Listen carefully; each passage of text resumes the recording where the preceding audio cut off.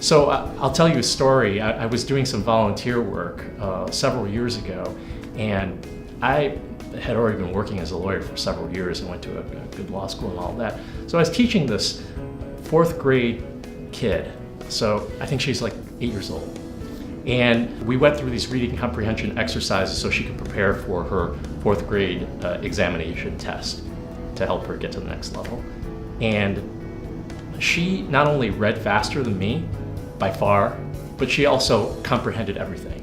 When she said she was done, I thought she was lying. So I would ask her all these questions and she knew everything. Now, later on, I told the people who were organizing the program, like, look, you gotta pay attention. Like, this girl is extraordinary.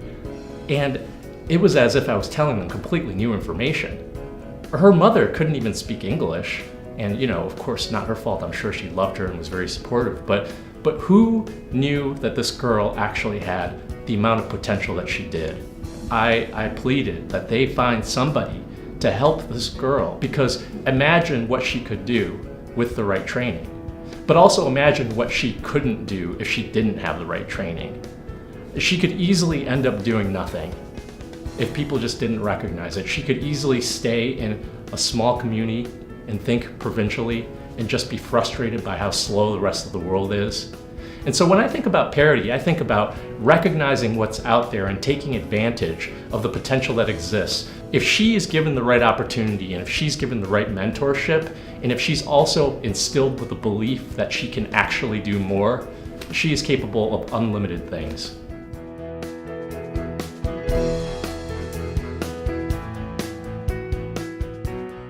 I think that it's really important not to be lazy. And I'm not just talking about like exercising and things like that. I am lazy about that. But I think it's very important not to be mentally lazy. And this relates to everything. It relates to how you talk to people. If you're speaking to somebody, you know, you gotta pay attention to what they're saying. You've gotta really listen. And you also have to appreciate that person's presence.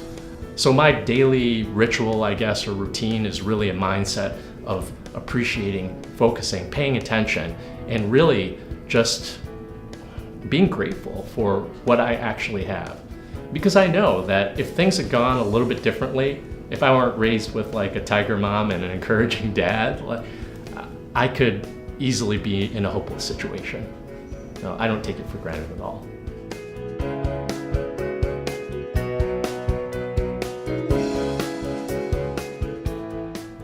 I want to make sure that people don't have obstacles in their mind that exceed the actual barriers that they face in real life. So I spend a lot of time mentoring people. I think in this past year, I've mentored one-on-one 15 people, and I've created group mentoring programs of probably covering about 100 people in this year. What I emphasize in these programs really has much more to do with internal psychology and self-perception in the manner in which you present yourself. Because people are constantly taking little cues, they're making presumptions, and they have biases that are based on little bits of information. People call this subconscious bias, and I actually think that's far more pernicious than actual discrimination and bias, especially in the workplace. And if people can actually overcome that and present themselves as somebody who can be relied upon, can be a future leader, and can actually connect with you, then that's really empowering, not only to that individual, but it also makes it a lot more promising in the workplace. So that's what I'm really focused on. To create parity is to not only create the perceptions, attitudes, and psychology for the individuals, but also to get them to raise their self-awareness so that they know how to behave, they know how to do the right thing, they know how to act as if they belong.